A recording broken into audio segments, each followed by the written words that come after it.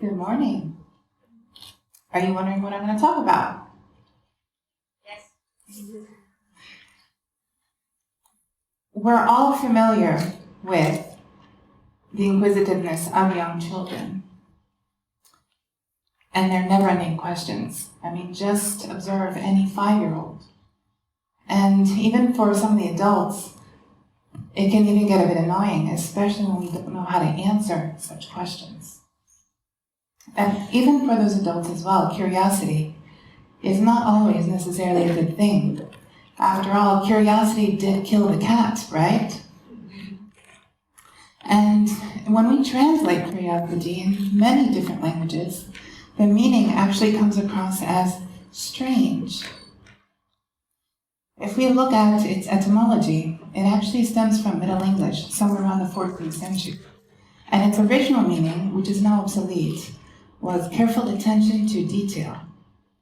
And it slowly evolved into this inquisitiveness or desire for the strange or unknown, but in mostly a negative connotation, as in prying or meddling or even a vain interest in worldly affairs.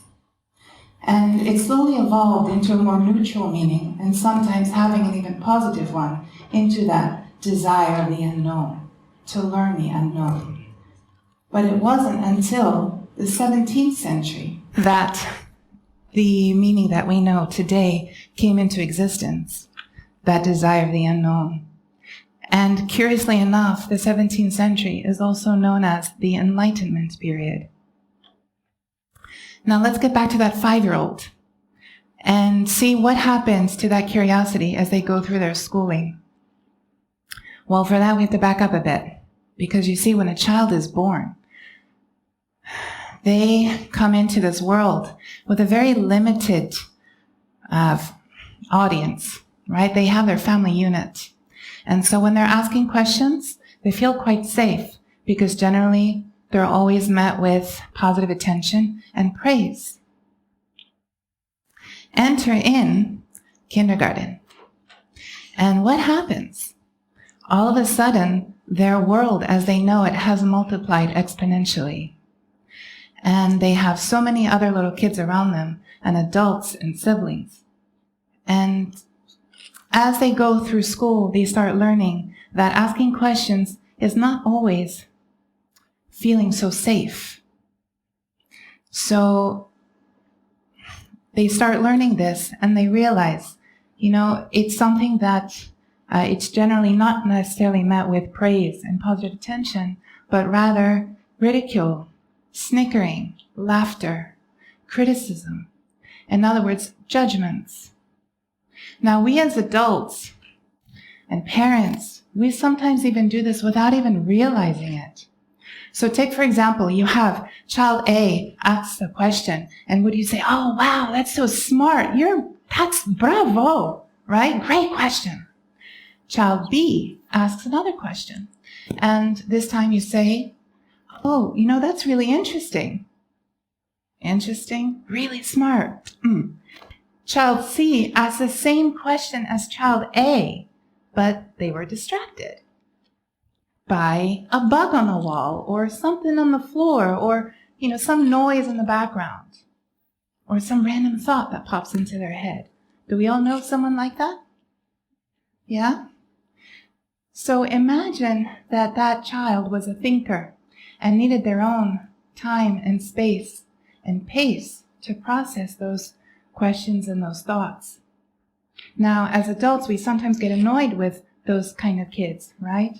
Because we find ourselves repeating the same thing over and over again. And then what do the other kids do when they hear that? "Did you not hear what she just said? What are you, stupid? Are you deaf?" So this happens over and over, right? We know it doesn't happen just once.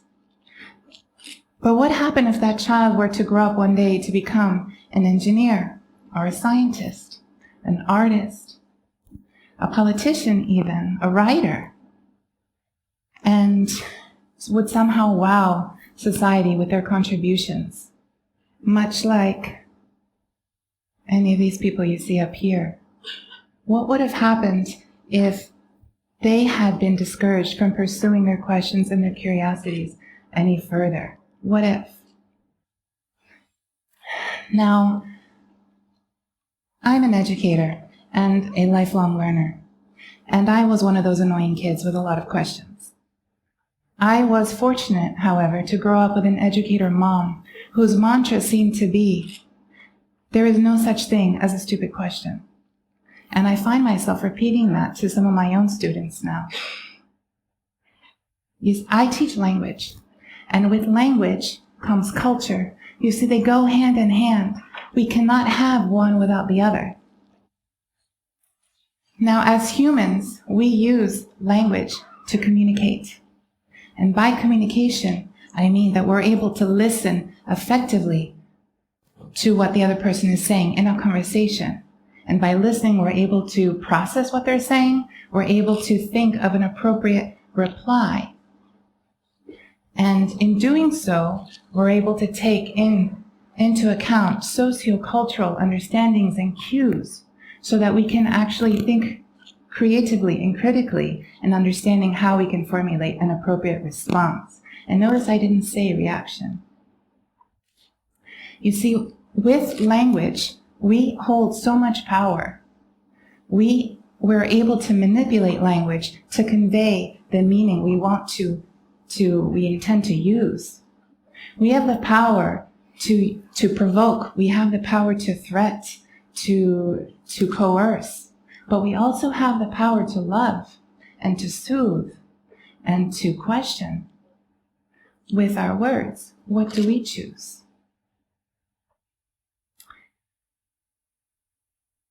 Now, we also know that communication is the mother of so many things like collaboration and engagement and progress. It is, which is basically effective communication. In the words of Nelson Mandela, we know that he said, if you speak to a man in a language that he knows, it will go to his head. But if you speak to him in his own language, it will go to his heart. So we know, therefore, that language is made up of so many.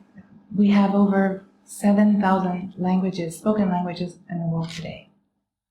Now, out of 80% of English alone is made up of borrowings from about 350 of those languages, some of which have long since perished. Now, I was once teaching an introductory Spanish lesson, and I was explaining how the language had spread to the Americas by way of the Spanish explorers. And one of the students said and asked a question, well, did the explorers actually pick up any of the words from the indigenous populations that were there? Right away, it piqued the curiosity of several other students in the class. And I gave them a little bit of time to actually investigate this question. And it became like a little challenge. They wanted to find more information and outbeat the other kid. And they did. They found some of those examples of those borrowings of those 350 languages. For example, have you ever wondered why in the Americas we use the word hurricane to describe that weather phenomenon, whereas in the rest of the world they call it a typhoon? So it happens that the Spanish word huracán was actually adapted from a Taíno word, which was an indigenous population in the Caribbean at that time. Through this small inquiry, the students were able to not learn a little bit about etymology. They were able to learn a little bit about anthropology and the importance of indigenous languages and their effects on current languages spoken. The students were making connections with their own language, their native language, in this case English, and they were also making connections with the language that they were learning. All of this without even realizing it, and they were having fun. They were motivated. Now we know that questions really are like magnets for the teachers and the parents that are able to turn these questions into wonderful, beautiful lessons. These windows of opportunities. If we have So if we can think about really what separates us from the animal world, right? It's this idea of communication, and that we are able to use it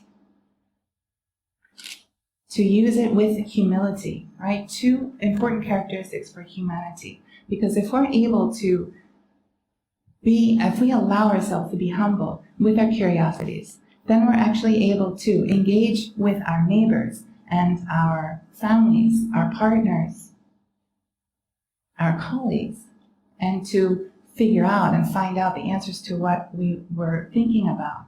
And if we can't figure out those answers, then we can expand those networks and collaborations internationally, even online. And we actually not only learn new things along the way, but we're also able to make new connections. And by that humble curiosity, we're also showing students the way for how they too can become participants in their own learning journey. Or as we like to say at our school, is they become architects of their own learning. So several years ago, I decided to take my curiosities a step further. I really wanted to look at curiosity a little bit more formally, so I decided finally to enroll into a part-time doctoral program where I could actually research curiosity, or as we say in academic language, inquiry, and its role on language learning. So as through my research, I was able to read a lot about different methods and so forth, and I was always cognizant of, here we are in the 21st century, and yet we call ourselves student-centered. This is our educational philosophy. But what does that mean? And why, in all the readings that I was doing and in my observations, I was noticing that teachers are actually the ones who monopolize the right to question in the classroom. Teachers, not the students. So I wanted to find out their input, and I asked them every year. I always give them surveys, and even just last week, beginning of the year again, I asked them, who do you believe should be doing most of the questioning in the classroom, the teachers or the students? And on average, 85 to 90% of students reported back that they believe that teachers should not be doing the questioning. In fact, students should be. I also asked them to rate their progress in linguistic and cultural understanding with help to learn the language that they were learning. And 91% of students were in agreement that their learning culture contributed to better cultural and linguistic understanding. I also asked them to rate their rate of vocabulary development, student-led vocabulary development, meaning when they choose the words that they want to learn. And they came up with so many different things that I could quote them on, but basically they all agreed, again, that by choosing the words that they wanted to learn, they were able to express themselves more and understand better the language that they were learning. Now, several years ago, as I started my research, I was learning all different kinds of methods and inquiry tools, and I was able to share some of this with some of my local teachers in my school, which was fine for a while, but I just felt this needs to get out more. And then the pandemic hit. And what happened? The world shut down physically. But online, it exploded. And yes, we had to get used to living and learning online, which we did, by the way, right? With resilience. But also, this sudden change created opportunities that turned into silver linings. Because these opportunities brought invitations to share my work and to network with colleagues, both locally and internationally, through virtual conferences, and even invitations to lead teacher training workshops to Ivy League institutions. I was finally able to make an impact outside of just my own classroom and school. The world really is our oyster, isn't it? So I invite you to consider and adopt an inquiry or a curiosity mindset. across all disciplines, not just even languages. As society presents us with more challenges facing humanity from all sides of where we're living today, it's up to the next generation to learn how to use these tools of wonder, to be able to listen effectively so that they can think and think again for how to effectively communicate, learn the art of giving and receiving constructive feedback, and debate civilly. And if you're wondering how we can encourage a mindset of inquiry or of curiosity with our own children or each other,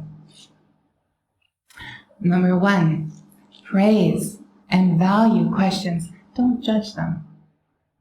Number two, teach them the value of open-ended questions like why and how and what if. Give them time and space to tinker, meaning let them play constructively with ideas and materials.